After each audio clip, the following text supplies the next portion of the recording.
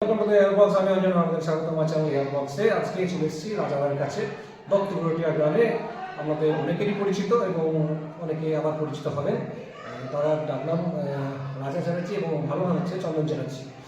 তিনি একজন social worker সঙ্গে একজন নিউট্রিশন এক্সপার্ট এবং তার বর্তমানকালে মানে কন্টেম্পোরারি কালে যে ব্যাপারগুলো আমাদের প্রতিনিয়ত ঘিরে ধরছে, যে সময়কালে হেলথ ডিজিজ থেকে শুরু করে সুগার থেকে শুরু করে আপনাদের প্রেশার থেকে শুরু করে বিভিন্ন ধরনের লাইফস্টাইল ডিজিজগুলো নিয়ে আমরা আলোচনা করব। দাদা নিউট্রিশন এক্সপার্ট আছে। আমরা যে প্রতিনিয়ত একটা মেডিসিনের ফাঁদে পড়ে যাচ্ছি এবং সেই মেডিসিন থেকে আমরা কী করে বেরিয়ে আসবো এবং একটা হেলদি লাইফস্টাইল আমরা কী করে লিড করা যায়। দাদা কোথায় থেকে নিউট্রিশন এক্সপার্ট মানে কোথায় থেকে নিউট্রিশনের কোর্সটা কমপ্লিট করেছে এবং নিউট্রিশন কী ধরনের নিউট্রিশন নিলে আমরা এই রোগগুলো থেকে বেরোতে পারবো সেই সম্পর্কে একটু জানাবেন এবং সেই সম্পর্কে আমরা মানে আমাদের সাধারণ মানুষের কী করলে উপকার হবে একটু বলতে। থ্যাংক ইউ অঞ্জন দাদা। অঞ্জন আমার ভাই, দারুণ কি বলবো, ও একটা ভালো সোশ্যাল ওয়ার্কার, বিভিন্ন অ্যাওয়ারনেস প্রোগ্রামগুলো করে থাকে হেলথের উপর। আমি এটা ফেসবুকে ফলো করি। তো অঞ্জনের যেটা জানার কথা ছিল যে কোথা থেকে করেছি এই কোর্সটা। আমি নিউজিল্যান্ড হেলথ ইনস্টিটিউট ক্যালিফোর্নিয়া থেকে একটা কোর্স করেছি। একটা নয়, 3টে কোর্স করেছি নিউট্রিশনের উপর, মানে নিউট্রিশনের উপর।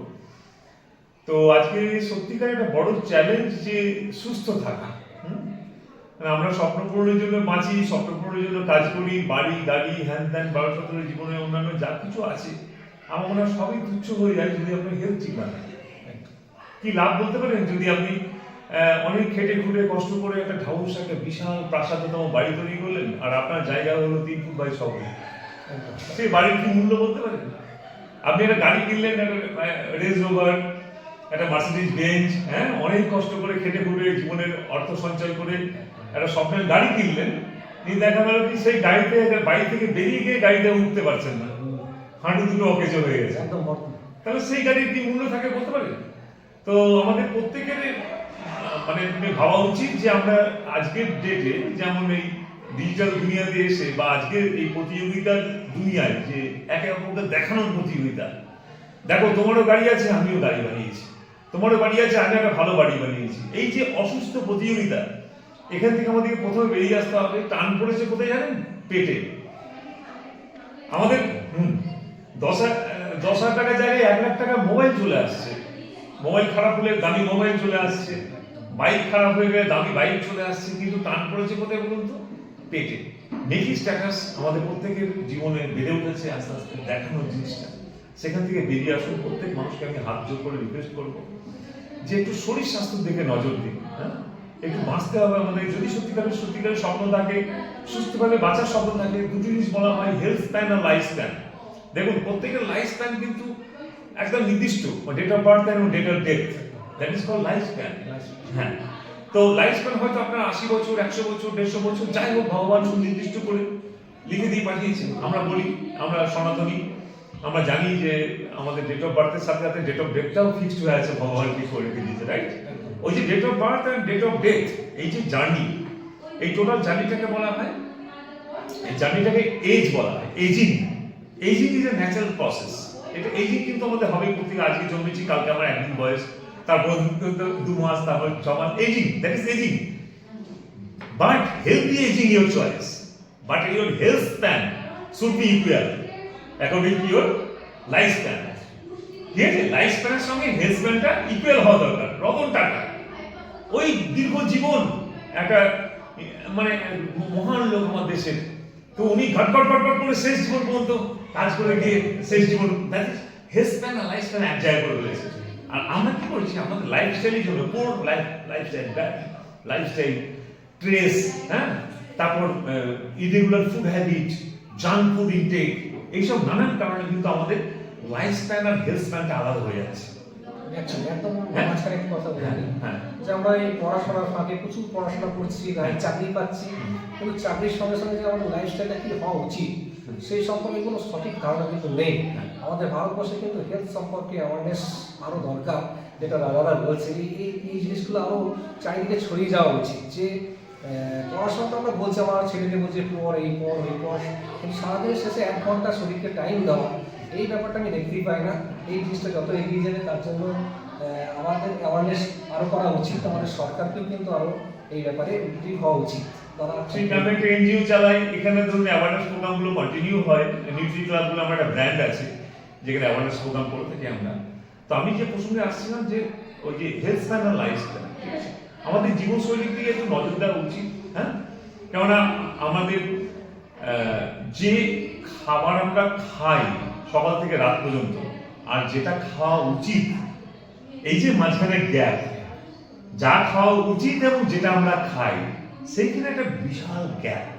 হ্যাঁ, সেই গ্যাপের কারণে কিন্তু আজকের দিনে ডিজেনারেটিভ ডিজিজ, যেটা বলা হয়, বলতে পারেন আপনি ম্যালিনিউট্রিশনাল ডিজিজ। আজকে দেখুন ভারতবর্ষে আপনি 10টা বাড়িতে যান, 4টে বাড়িতে আপনি ডায়াবেটিক পাবেন, প্রি ডায়াবেটিক পাবেন।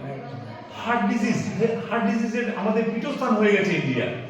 হ্যাঁ, হার্ট ডিজিজের তাদের এই মাঝখানে একটা বলে দিই, এটা খুব একটা মানে বাজে দিকে বলা যেতে পারে যে দিন দিন আমাদের কিডনি পেশেন্ট বেড়ে যাচ্ছে, বাড়ছে, হ্যাঁ বাড়বেও, বাড়ছে। হ্যাঁ, এবং কেন বাড়ছে এটাও তো লাইফস্টাইল ডিজিজের মধ্যে পড়ে, টক্সিসিটির জন্য। টক্সিসিটি। হ্যাঁ, আমরা যে ফুডগুলো ইনটেক করছি, যে খাবারগুলো খাচ্ছি, সেই খাবার যে আমরা বিচার না করি, তো আজকে আমি আপনার বাড়িতে যখন যাবো, দাদা এসছে গো একটু জল দাও, আপনার মিসেস প্লিজ করে একটা কোল্ড ড্রিঙ্কস নিয়ে এসে আমার গ্লাসে ফেলে দিল। ও জানে না ও আমার কতটা উপকার করছে, না সত্যিকার একটা ভালো ফুড দিচ্ছে, না ড্রিঙ্ক দিচ্ছে, জানে না। আর আমিও সেটা বুঝে না বুঝে কিন্তু ঢকঢক করে খেয়ে নিলাম, একটা ভালো ব্র্যান্ডেড কোল্ড ড্রিঙ্কস দিচ্ছে। এর মাঝখানে একটা কোশ্চেন করাটা হবে নাকি আমি জানি না। তো যে আপনি ভারতবর্ষে যে কোল্ড ড্রিঙ্কসটা চলছে তার যে ইনগ্রিডিয়েন্টসগুলো থাকছে, সুগার অ্যাডেড থাকছে, এই থাকছে, কিন্তু পাশ্চাত্য দেশে চলে যাবেন সেই কোল্ড ড্রিঙ্কসটাই আবার দেখবেন যে সুগার অ্যাডেড নেই। ডেফিনেটলি, একদম সঠিক। আমি কেন এই বৈষম্যটা কেন চলে আসছে? না, একদম উনি ঠিক বলেছেন। আমি ইন্ডিয়াতে কোল্ড ড্রিঙ্কস খাই না, কিন্তু আমি যখন ইউএস যাই, হ্যাঁ, কানাডা গেছি, ঘুরতে গেছি, ইউরোপ গেছি, সেখানে কোল্ড ড্রিঙ্কস আমি মানে 500 ml করে গিলেছি একবারে। হ্যাঁ, নিউট্রিশনাল ফ্যাক্ট আছে বিদেশে, ওরা জলটাই যদি ব্যবহার করে সেটাও কিন্তু তার উপর রেস্ট্রিকশন আছে। যে সে কোল্ড ড্রিঙ্কস কিন্তু জলও এটা ওটা ইউজ করা যাবে না, দুমদাম। আমাদের দেশে এই থার্ড ওয়ার্ল্ডে যারা বাস করি, হ্যাঁ, সস্তায় প্রতিযোগিতায়, সস্তার অসুস্থ প্রতিযোগিতায়, হ্যাঁ, সস্তায় লোকে 10 টাকার কোম্পানির নাম করছি না, 10 টাকায় আমরা ম্যাঙ্গো জুস পেয়ে যাচ্ছি 10 টাকা। হ্যাঁ, 10 টাকা একটা ম্যাঙ্গো নেই ফ্রেন্ড, আমি রাইট থেকে বলছি, একটু ম্যাঙ্গো পাল্প নেই, সবটাই কিছু আছে বিষাক্ত রং, বিষাক্ত কেমিক্যাল, হাই কন্টেন্ট সুগার, এইসব দিয়ে বানানো হয়েছে। আমি দায়িত্ব নিয়ে বলছি ফ্রেন্ড। বিশেষত আমি খুব রিকোয়েস্ট করবো গার্জেনদেরকে যে বাচ্চাদেরকে মানে শতহস্ত দূরে রাখবে। হ্যাঁ, মৃত্যু অনিবার্য, একদম মৃত্যু। আজকে বললো কিডনি অসুখ হচ্ছে কেন? কিডনি একটা রিজন, একটা অর্গানকে ধরে দিচ্ছে। শুধু কিডনি ফেলিওর নয়, কিডনি এফেক্ট নয়, লাইফস্টাইল ডিজিজের মধ্যে heart disease, overall pressure, kidney disease সমস্ত কিছু রয়েছে। এবং এই জিনিসটা নিয়ে 28 থেকে 40 পর্যন্ত যে বয়সটা, এই বয়সের যদি যুব সমাজের মধ্যে এই রোগগুলো ছড়িয়ে যায়, সে কাজ করবে না রোগটাকে বহন করে নিয়ে চলে যায়? আশ্চর্য বিষয়, মানে একদম সঠিক কথাই, তাই না? সব থেকে বড় কথা অঞ্জন, মানে আমি দেখি কিছু মানুষকে সকাল থেকে রাত পর্যন্ত দৌড়াচ্ছে, ছুটছে, টাকার পিছনে, টাকা রোজগার করছে। হ্যাঁ, তার খাওয়া নেই, দাওয়া নেই, শুধু রোজগার করতে ব্যস্ত। যখন তাকে জিজ্ঞাসা করা হয়, ভাই তুমি কেন রোজগার করছো, তার কোনো সঠিক সদুত্তরও নেই।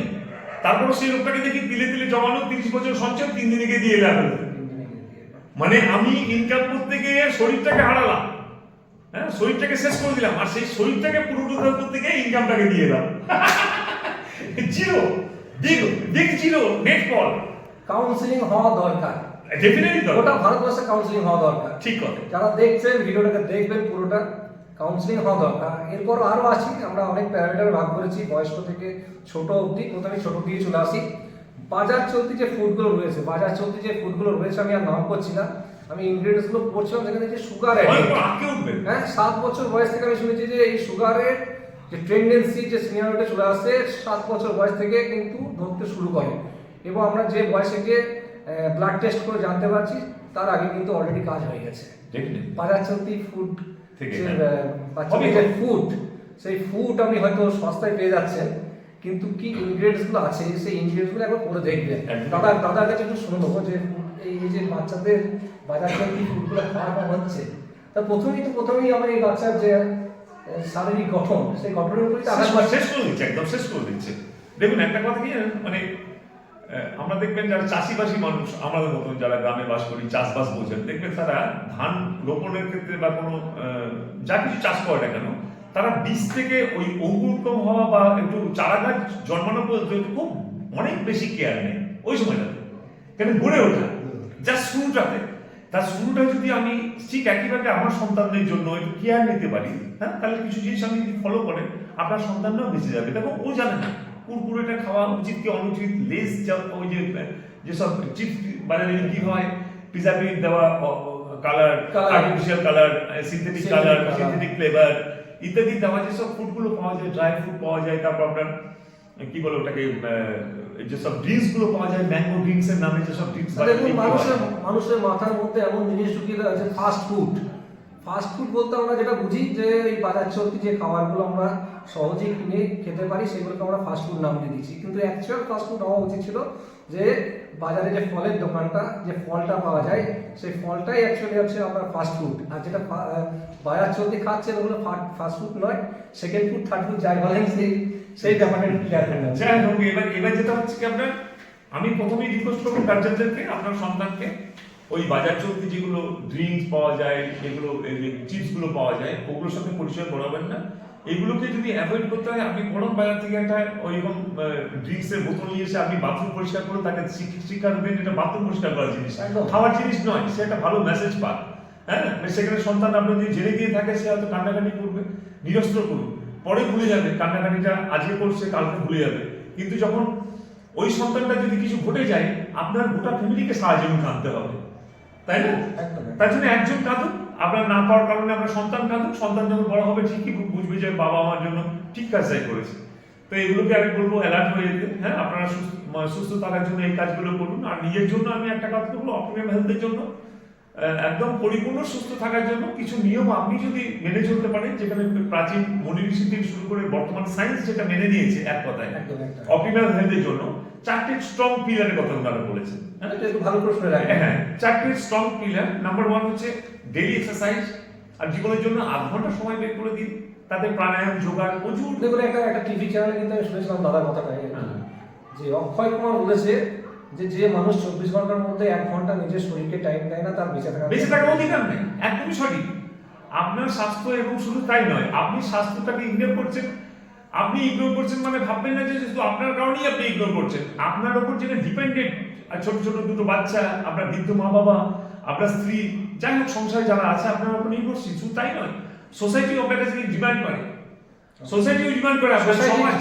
দেখুন, আপনি নিজের ফ্যামিলির জন্য করলেন, সবই করলেন, সোসাইটির জন্য কিছু করতে হবে, রাইট? আপনার বাস্তবতার জন্য সুস্থ হবে। যে টাইমে করতে আসছেন সেই টাইমে আপনি দেখছেন শরীর খারাপ হয়ে গেছে, একদমই তাই। আমরা পিছনে চারজনে কাটতে, আপনি হচ্ছে রোল মডেল, আপনি সোসাইটিতে আপনি রোল মডেল, আপনাকে দেখে লোকে শিখবে, সোসাইটি আপনাকে দেখে শিখবে। সুতরাং এটা আপনার সোসাইটির জন্য এটা ভাবার দরকার যে আপনাকে সুস্থ থাকতে হবে। তা সুস্থ থাকার জন্য ফার্স্ট যেটা পিলার বললাম কি, এক্সারসাইজ, ডেইলি এক্সারসাইজ। 8 ঘন্টা 40 মিনিট সময় দিন, 1 ঘন্টা দিলে আরো ভালো, ঠিক আছে? তবে অবশ্যই একটা কথা মাথায় রাখবেন যে এক্সারসাইজ করার আগে, যেহেতু এক্সারসাইজ করলে পরে শারীরিক পরিশ্রম করলে শরীরে কিছু ফ্রি রেডিক্যাল তৈরি হয়, তা সেক্ষেত্রে অ্যান্টিঅক্সিডেন্টের হেল্প নেবেন। অ্যান্টিঅক্সিডেন্ট বাজারে নাম করা কিছু ব্র্যান্ড আছে যারা খুব ভালো অ্যান্টিঅক্সিডেন্ট তৈরি করে, ভিটামিন সি বেসিক্যালি। তো এগুলো কিন্তু ইনটেক করবেন, এক্সারসাইজ করুন, কিছু না পেলে অন্তত লেবুর জল খাবেন, হ্যাঁ, সাইট্রাস জাতীয় ফল খাবেন, হ্যাঁ, প্রচুর অ্যান্টিঅক্সিডেন্ট আছে। তাদের কথা একটু মাথায় ভালো করে ঢোকাবেন। ডেইলি এক্সারসাইজ করার সঙ্গে সঙ্গে কিন্তু যে টক্সিন তৈরি হচ্ছে সেই টক্সিন কিন্তু আপনাকে বার করতে হবে। হ্যাঁ, ওই বিষাক্ত যে ফ্রি রেডিক্যাল, ওটা কিন্তু আপনার আরেকটা ক্ষতির কারণ হতে পারে। তো এটা অ্যালার্ট থাকতে হবে। তো সেখানে আপনাকে একটা অ্যান্টিঅক্সিডেন্ট হেল্প নিতে হবে।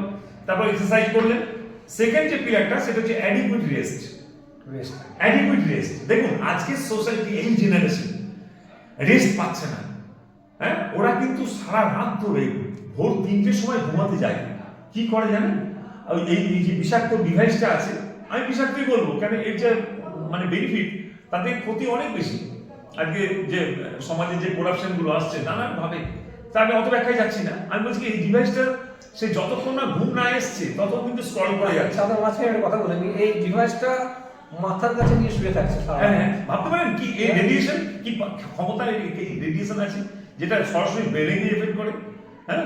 তো কমসে কম এই ডিভাইসটা আজকের জেনারেশন 3টে-4টে সময় তো ঘেটে ভোরবেলায় শুতে যাচ্ছে, 11টার সময় ঘুম থেকে উঠছে। কি অবস্থা! শুধু তাই নয়, ঘুম থেকে ওঠার পর যে জন্ম আছে এমনটি নয়।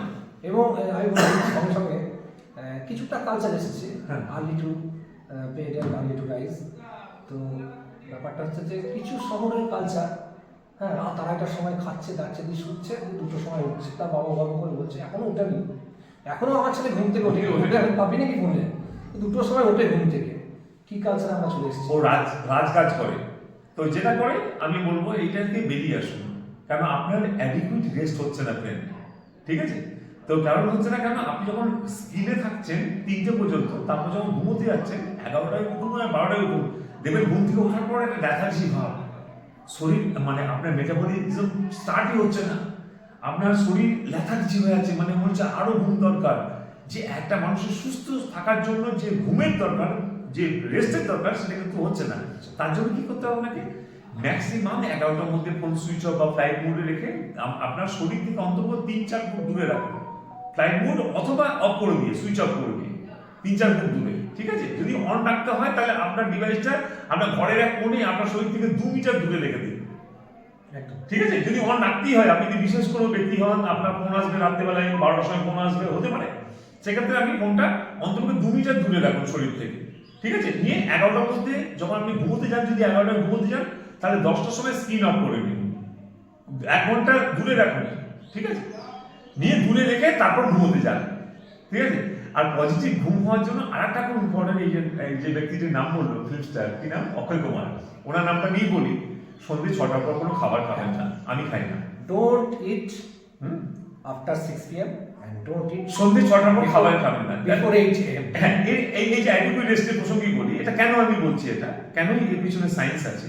দেখবেন এই জিনিসগুলো আমরা প্রকৃতির কাছ থেকে শিখে নিতে পারি। আমরা যদি পাখি অন্যান্য জীবজন্তুর দিকে তাকাই না, তারা সন্ধ্যের পর আর একটা দানা মুখে নেয় না, কোনো মানুষ ছাড়া কোনো প্রাণী। এবার বলবেন যে আপনার বাড়িতে যে গরুটা আছে, সন্ধ্যেবেলায় তো খাবার দিলে তো গপ গপ করে খায়, রাত 9টার দিকে খায় কেন? ওকে গৃহপালিত বানিয়ে ফেলেছি আমরা, আমাদের হ্যাবিটটা ওর উপর চাপিয়ে দিয়েছি, ওর উপর চাপিয়ে দিয়ে ক্ষতি করবি। হ্যাঁ, ক্ষতি করে দিয়েছি। ওর এই ব্যাপারটা কালে কেন আপনার সঙ্গে আলোচনা করছি। পৃথিবীতে মানুষ ছাড়া আর কোনো জীবজন্তু কিন্তু ডাক্তারখানা নেই, হসপিটাল নেই, ঠিক না? এবার দেখুন, এবার যেটা অ্যাডিকুয়েট রেস্টের কথাটা বলছি আপনাকে, সেটা হচ্ছে সন্ধ্যে 6টায় যদি খাবারটা আপনি খেয়ে নেন, তাহলে হার্ড ফুড যেটাই আপনি খাচ্ছেন না কেন, 3 থেকে 4 ঘন্টা আপনার ওটা হজম হতে সময় নেই। তাহলে আপনি 6 থেকে 10টা পর্যন্ত আপনি খাবার হজম করে ফেলেছেন, 10টার পর আপনি শুতে যাচ্ছেন, তার মানে আপনি এমটি স্টমাক নিয়ে আপনি ঘুমোতে যাচ্ছেন। তাহলে আমরা ঘুমোতে যাই কেন? এটা একটু ভালো প্রশ্ন, এটা একটু ভালো করে শুনবেন যে কেন আপনি 6টার পর আর কেন খাবেন না? আমরা শরীরকে অন্য কাজ করতে দিতে হবে। কি কাজ করতে দিতে হবে সে কথা বলছি। ঠিক কথা।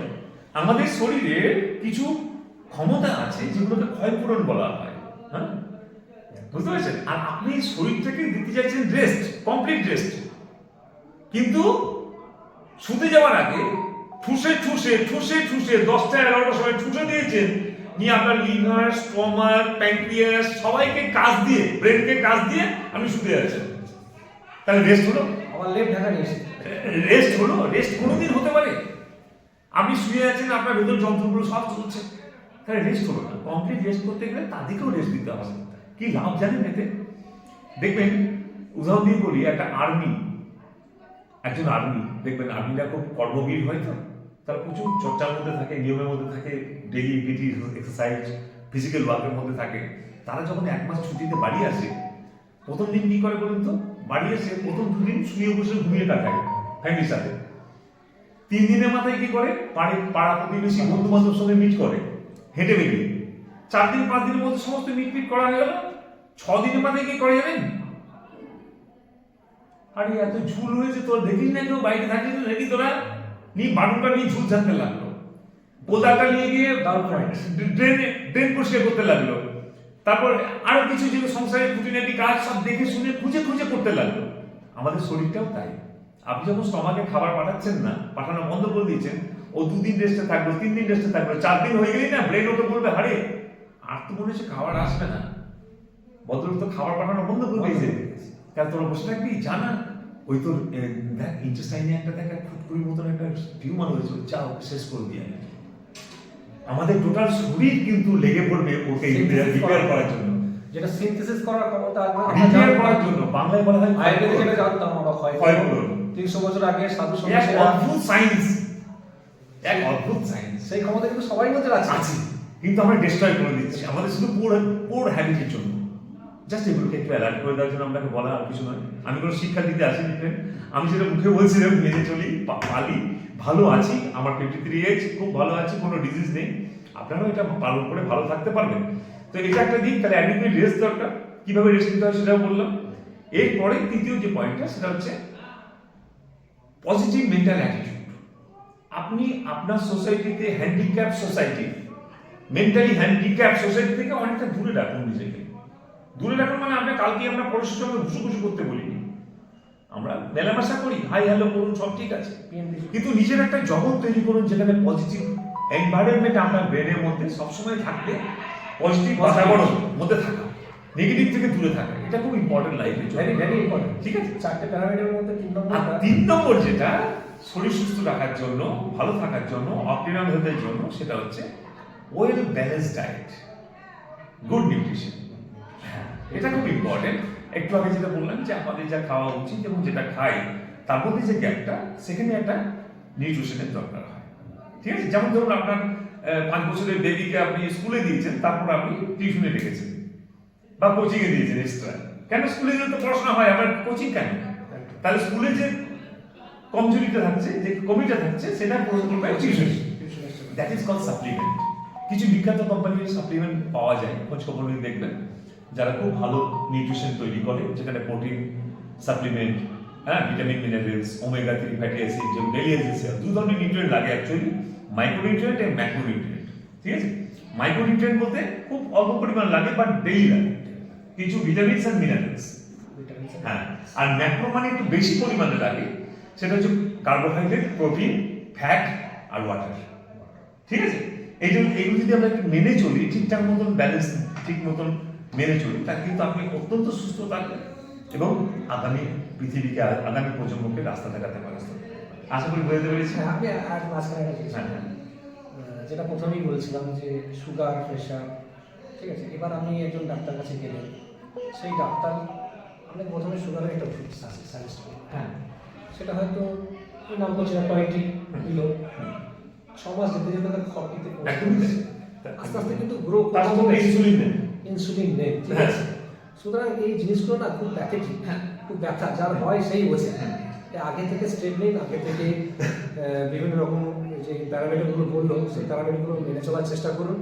আর অবশ্যই যেটা আমরা তো যদি আজকে চন্দনের আমাদের অঞ্জনের যে ভিডিওটা যারা দেখছেন, তাদের মধ্যে সত্যিকার ডায়াবেটিক পেশেন্ট থাকেন বা সুগারের পেশেন্ট থাকেন, হাই সুগার থাকেন, আপনি আমার সঙ্গে ব্যক্তিগত যোগাযোগ করবেন, আমি অঞ্জনের সঙ্গে যোগাযোগ করবেন, অঞ্জন যোগাযোগ করিয়ে দেবে। আমি আপনাকে দায়িত্ব দিয়ে বলতে পারি যে কিছু কিছু ডিজিজ আছে যেগুলো ইনকিউরেবল, আর যেমন সুগার, ডায়াবেটিস কোনো রোগই নয়। দাদাকে একটা বলে নিই। হ্যাঁ, সুগারের যে ব্যাপারটা রয়েছে, সুগার কি খাওয়া উচিত, এটা নিয়ে একটা রয়েছে আর কি। ডাক্তার বলে দিচ্ছে যে 100 গ্রাম ভাত খাবেন, হ্যাঁ, 2 করে রিটার্নে বিস্কুট খাবেন। ডাক্তারদের সঙ্গে আমার এমটি স্টমাকে বলে দিচ্ছে চা বিস্কুট দিয়ে শুরু করতে, এমটি স্টমাকে চা বিস্কুট দিয়ে শুরু করতে বলছে ডাক্তার বলছে। ঠিক আছে, এটা কতটা অথেন্টিক? শুনুন, মোটেই অথেন্টিক নয়। আমি তো আপনাকে এটা নয় বলবো না, তাহলে আবার ডিবেট তৈরি হবে, আপনারা কমেন্টে অনেক কিছু গালমন্দ দিয়ে যাবেন যে তুমি কি হরিদাস পাল, তুমি কি এমবিবিএস করে এসছো। আমি সেক্ষেত্রে কোনো কথা বলবো না। আমাদের যে বিষয় সেটা ডাক্তারি করা নয়, ডাক্তারি যে বিষয় ডাক্তাররা করবেন। দেখবেন আপনি ডাক্তারের কাছে গেলে পরে কি বলে বলতো, ডাক্তার সব দেখে নিল, যে দেখে নিয়ে বললো এই ওষুধগুলো খাবেন, ধরে খাবেন, এটা 7 দিন খাবেন, এটা 5 দিন খাবেন, যা বললো প্রেসক্রিপশন থেকে। তারপর আপনি একটা প্রশ্ন করেন ডাক্তারবাবুকে, ডাক্তারবাবু তাহলে কি খাবো? ওইখানে আমাদের কাজ, কি খাবো? ওষুধ তো খাবো, তার সঙ্গে কি খাবো, যেটা বাংলায় বলি পথ্য, পথ হয়ে যাবে। ওই পথ্যের কাজটা কিন্তু আমাদের। আমি আপনাকে দায়িত্ব নিয়ে বলতে পারি, আপনার কোনো ওষুধ আপনার সুগার ভালো করতে পারবে না। ঠিক আছে। সুগার ভালো করার কোনো ওষুধ পৃথিবীতে এখনো পর্যন্ত নেই, আর আরেকটা মজার কথা যদি শোনেন, সুগার কোনো রোগই নয়। সুগারটা কোনো রোগই নয়। ইনসুলিনটা কোনো কারণে আপনার আপনার ব্লাডে কোনো কারণে গ্লুকোজ লেভেলটা বেড়ে গেছে। হ্যাঁ, বেড়ে যাওয়ার অনেক কারণ হতে পারে। ঠিক আছে। তার জন্য ডাক্তাররা বলে ডায়াবেটিস হয়েছে, আর আপনাকে এমন করে প্রেজেন্ট করবে ডাক্তারে যেমন এখনই বোধহয় আপনাকে ডায়ালিসিস করাতে হবে, না কিডনিটাও চলে গেছে। তো যারা সুগারের পেশেন্ট, ডায়াবেটিকের পেশেন্ট, কিছু ভয় পাবেন না, আপনি সব খাবারই খেতে পারবেন এবং কিভাবে খাবেন, কিছু যদি জীবনশৈলী পাল্টে ফেলেন আপনার সুগারটা নিয়ন্ত্রণে থাকবে। এমনকি বলতে পারি যে কিছুদিন পর মেডিসিনটাও বন্ধ করে দেওয়া যেতে পারে। যেমন আমার কাছে অনেক পেশেন্ট আছে সুস্থ হয়ে গেছে অলরেডি। হ্যাঁ, সুতরাং খুব সুন্দর একটি আলোচনা হলো। 4টে পয়েন্ট যেটা বললো অবশ্যই মাথায় রাখবেন, আর অবশ্যই be positive. Thank you so much. এই Next প্রোগ্রামটা যদি সত্যিকারে ভালো লাগে, Next আর কিছু video দেখা হচ্ছে। হ্যাঁ মানুষকে না দেখে নেওয়ার সুযোগ করে দেবে। দেখে নেওয়ার সুযোগ করে দেবেন এবং, আর আমার যদি ভাই information- অঞ্জন ভীষণ পপুলার এবং আমার খুব স্নেহধন্য। ওর এই চ্যানেলটাকে সাবস্ক্রাইব করে নেবেন, মানে চ্যানেল বা ফেসবুক পেজটাকে, হ্যাঁ, আরো কিছু ভিডিও বা আপডেট পাওয়ার জন্য। Thank you so very much. Nutrition সম্বন্ধে ভিডিও পাওয়ার জন্য অবশ্যই চোখ রাখবেন। Thank you.